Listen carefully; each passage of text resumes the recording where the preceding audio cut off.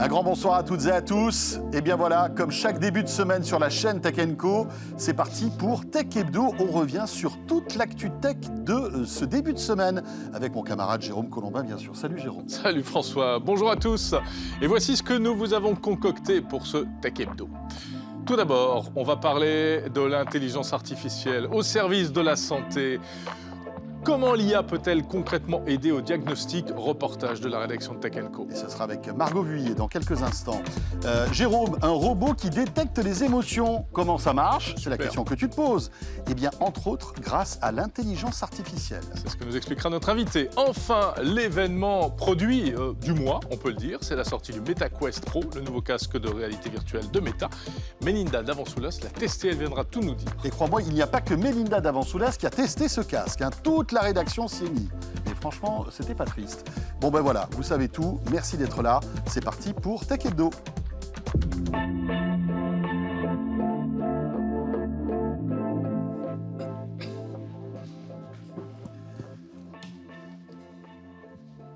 Avec toujours la possibilité pour vous de nous retrouver, bien sûr, sur la chaîne YouTube, sur la chaîne Tech Co, sur les box opérateurs et sur l'appli RMC BFM Play. Et encore une fois, merci de nous suivre comme chaque lundi soir. On est ravis de vous retrouver, en effet, comme chaque lundi soir. Donc, le sommaire, vous avez vu ce qu'on vous prépare. Alors, je vous propose qu'on rentre tout de suite, Dans le vif du juste sujet. avant cela, dans l'actu de la semaine.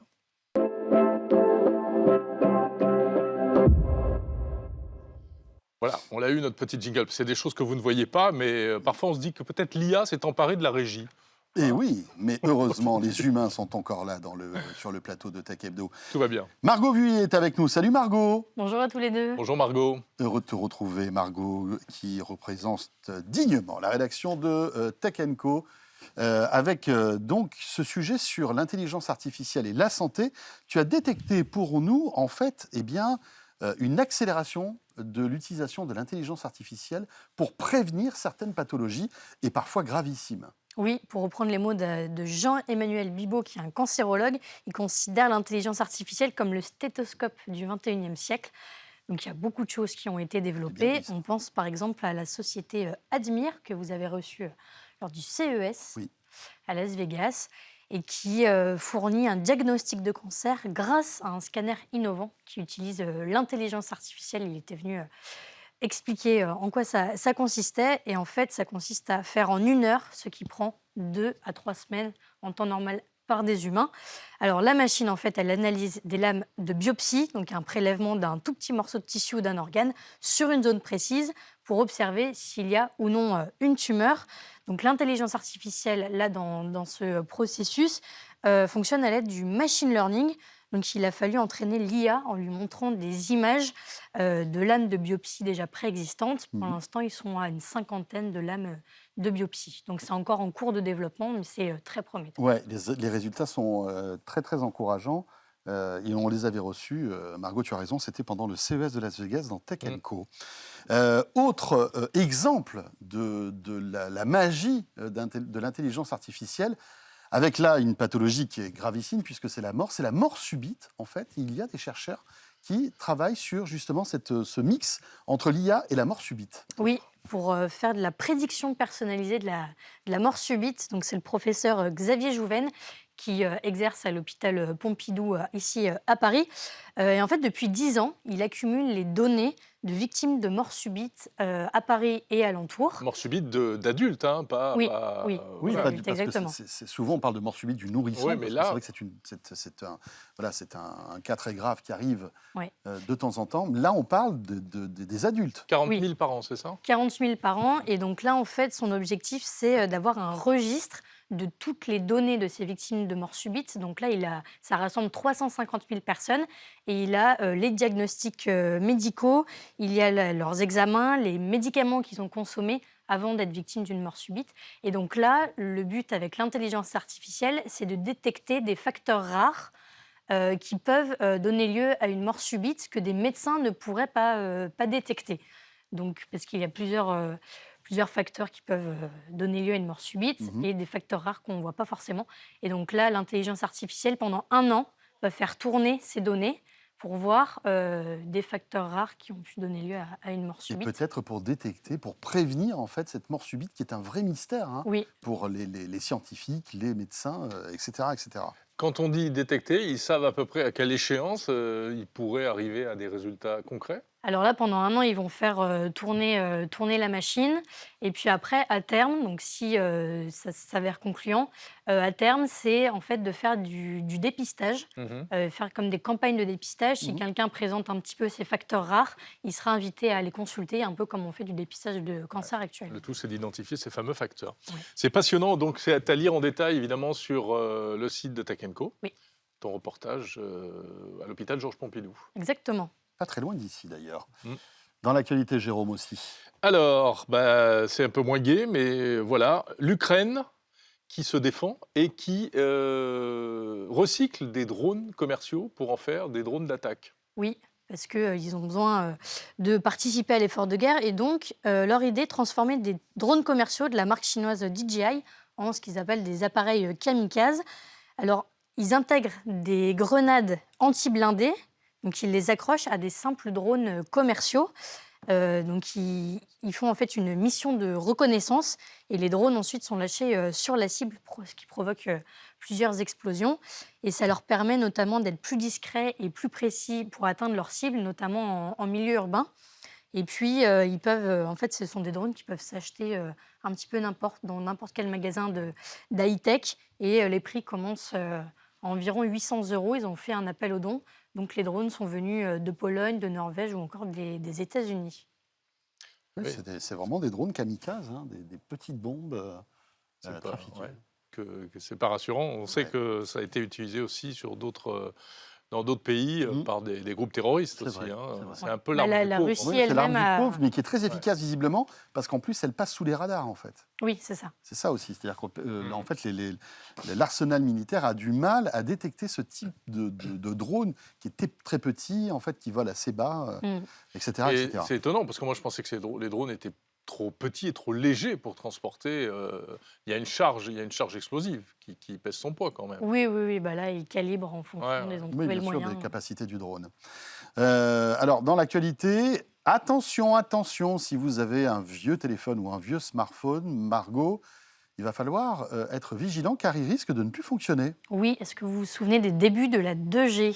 Oui, oui, écoute, on était là. Hein. Si tu nous dis ça, c'est que tu estimes qu'on était vivant à l'époque. Oui, Au début je te des le années confirme. 90, en effet, la C'est 2G et puis la 3G qui arrivait année 2000 plutôt. C'est ça. Voilà.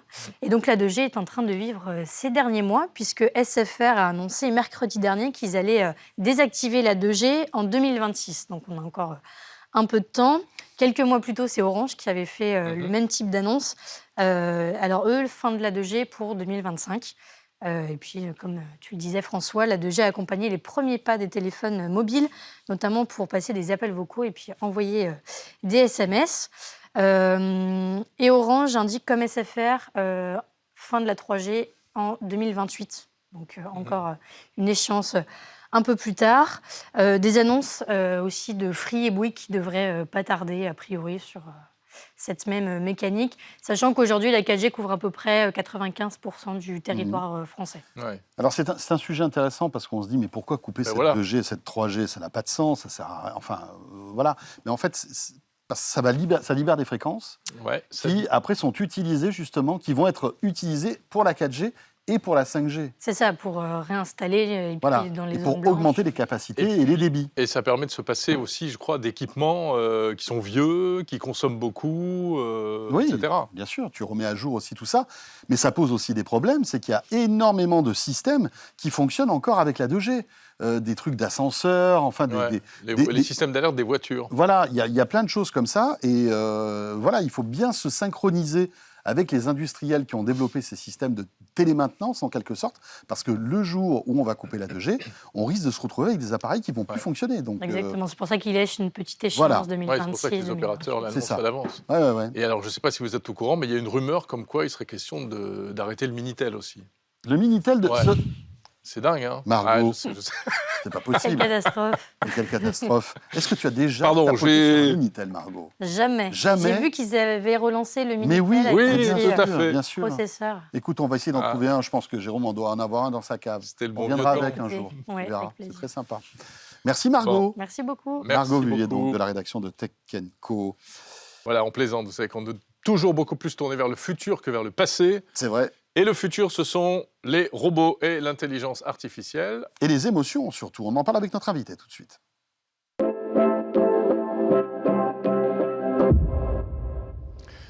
Et oui, les émotions, c'est le futur, François, bien entendu. Mais évidemment, Jérôme. Les émotions que l'intelligence artificielle peut détecter à votre insu.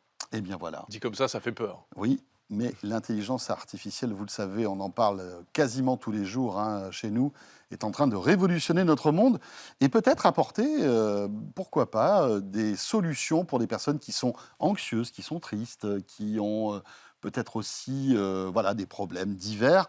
C'est Emobot qui développe tout cela avec Samuel Lerman qui est avec nous. Bonjour Samuel. Bonjour, Bonjour. Chef de produit donc chez Emobot. c'est ça. Voilà. Et Emobot, c'est donc ce petit robot C'est qui ça. est à vos côtés. C'est ce petit dispositif en fait qui est capable de suivre en continu, de façon objective et non intrusive. La personne n'a rien à faire en fait. L'état émotionnel de la personne et voilà ça de façon continue, objective. Donc en fait on est une jeune start-up, on a été créé il y a moins d'1 an, start-up MedTech qui ambitionne de révolutionner la prise en charge des personnes âgées en offrant ce dispositif qui permet de suivre en continu l'état émotionnel et ça de façon à détecter et monitorer les troubles neuropsychiatriques. On ambitionne vraiment de créer un dispositif médical capable de faire ceci. Mais Samuel, pour qu'on comprenne bien, on installe ça où à la maison? On le met à côté de la cheminée, à côté de la télé. Il faut que ce soit un endroit stratégique où on passe souvent. Est-ce qu'on doit regarder cet appareil de manière, on va dire, attentive? Volontaire. Comment ça marche? Alors non, comme j'ai dit, vraiment la personne n'a rien à faire. Donc en effet, le robot voilà, peut être positionné à plusieurs endroits. Par exemple, on offre le suivi en maison de retraite ou à domicile. Donc en maison de retraite, ça va être dans la pièce de vie de la personne, dans la chambre, dans un coin. La personne n'a rien à faire. Il fait son analyse automatiquement. En fait, il capture des images chaque seconde. Tout le traitement est fait localement. Et on a une intelligence artificielle qui est embarquée dans le robot et qui vient traduire les émotions voilà, à travers les expressions faciales, à travers la gestuelle, à travers la voix. Et ça, de façon voilà, à permettre ce suivi en continu de l'état émotionnel. À domicile, ça se traduit dans la pièce de vie, à côté de la télévision, par exemple, où la personne est le plus souvent. Et en fait, à partir de 2-3 heures d'acquisition par jour, on est capable d'avoir suffisamment de données pour permettre ce suivi en continu. Mais alors pourquoi est-ce qu'on a besoin d'être comme ça examiné par une caméra et par une IA pour savoir si on va bien ou si on va pas bien? Bah, alors en fait, donc déjà, nous, on est en collaboration avec beaucoup de gérontopsychiatres, de psychiatres. On en a dans notre board, on a constitué un board de médecins qui nous ont expliqué les problématiques et notamment le suivi des troubles neuropsychiatriques. Vraiment, déjà, il y a une certaine détresse chez les familles qui ne peuvent pas être au chevet de leurs proches 24 heures sur 24, qui ne savent pas comment leurs personnes vont, voilà, les personnes qui sont atteintes de troubles vraiment neuropsychiatriques assez poussés. Et donc, en fait, en offrant un dispositif capable de permettre ce suivi à distance en continu, voilà, ça apporte une certaine aide. En fait, on peut le comparer, par exemple, à un électrocardiogramme qu'un cardiologue ferait. Enfin, voilà, on a dans d'autres pratiques de certains médecins plein d'outils qui permettent l'aide au diagnostic. Et pourtant, en psychiatrie, c'est quelque chose qu'on ne retrouve pas souvent. Et donc, avoir cet outil à domicile qui permet de suivre en continu à distance pour les psychiatres qui, quelquefois, sont en équipe mobile, par exemple, dans le cas de psychiatres qui interviennent en EHPAD, c'est très pertinent, en fait. Parce que ça C'est peut une utilisation. détecter, par exemple, vous le dites, des signes de démence, des choses comme ça? C'est ça, des signes avant-coureurs. En fait, comme on offre un suivi des émotions, c'est vraiment des indicateurs qui sont fondamentaux pour le suivi de ces troubles de l'humeur, type de la dépression ou Alzheimer, en fait. Voilà.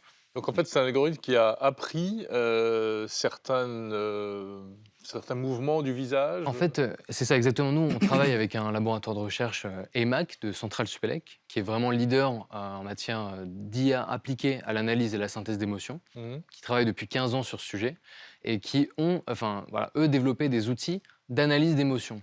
Nous, vraiment, la technologie qu'on apporte avec Emobot, c'est ce suivi en continu de ses émotions. En fait, on est capable, voilà, chaque seconde d'analyser les expressions faciales, la gestuelle, la voix, de traduire ces données, ces informations en des émotions. Et à partir de là, on offre des algorithmes qui sont capables de détecter des signes avant-coureurs de dépression, de démence. Ça fait penser, il me semblait que Disney, je crois, ou un studio comme ça, avait développé un système d'analyse des réactions sur le visage pour savoir à quel moment, justement, les gens rigolaient ou, au contraire, étaient impassibles devant les films, etc. Totalement, c'est quelque chose qui est recherché dans l'industrie. Et d'ailleurs, nous, pour faire écho en fait, au CES 2023 auquel on a pu participer, on a exposé là-bas au pavillon français.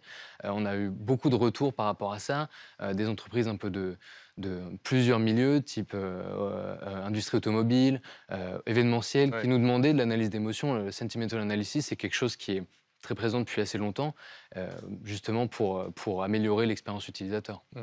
Donc non, c'est vrai que c'est un des principaux retours qu'on a eu au CES. Et d'ailleurs, en parlant du CES, nous, on a pu présenter nos résultats précliniques là-bas. Donc voilà, qui ont été, enfin, qui nous ont permis, comment dire, d'une certaine façon, de présenter au monde Et alors, notre technologie Emobot. vos premiers résultats sont satisfaisants, j'imagine? Sont très satisfaisants. En fait, c'est des résultats précliniques qu'on a pu obtenir avec le réseau Bridge. Donc, c'est un réseau qui nous a ouvert très tôt leurs portes en fait, à leurs EHPAD pour vraiment aller sur le terrain, rencontrer les personnes concernées, comment dire, et qui nous ont permis de réaliser une expérimentation dans un de leurs EHPAD, D'accord. en l'occurrence. Et on a eu des résultats très probants dans cet EHPAD qui était en Normandie, où on a pu corréler le suivi de l'analyse d'émotions avec en fait, les retours des soignants et des psychologues, notamment dans cet établissement. Alors aujourd'hui, ce petit robot voilà, intègre une webcam, et finalement, cette caméra pourrait être n'importe où. Elle pourrait être ressembler à la caméra d'un ordinateur ou d'un smartphone. Oui, parce qu'en fait, c'est plus une webcam qu'un robot. Alors, en fait, Vous l'avez rendu sympathique. on l'a rendu sympathique d'une certaine façon déjà, et puis aussi, il intègre quand même une intelligence Oui, parce artificielle. que tout est en interne, en fait. Tout est c'est en ça. interne, et c'est d'ailleurs une problématique. En fait, on veut répondre au problème du RGP, se conformer au RGPD. Ouais. Et en fait, voilà, il ne faut pas qu'il y ait d'images qui sortent du robot, c'est des données considérées comme sensibles.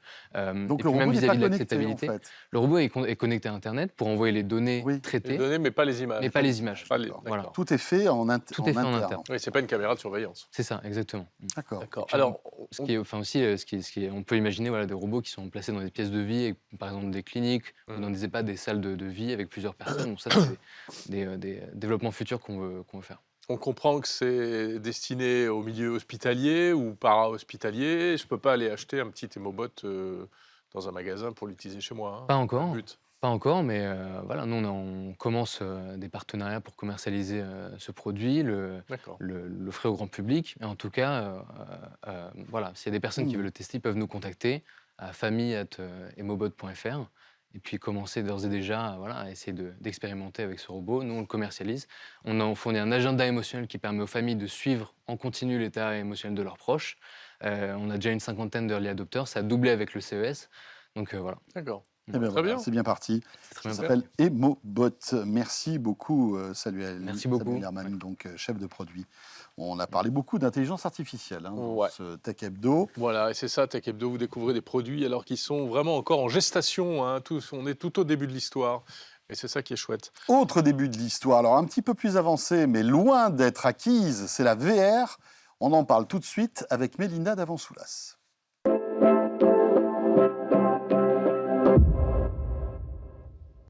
Jérôme, la VR. C'est ma passion. Voilà, c'est la grande passion de Jérôme Combin, la absolument. VR.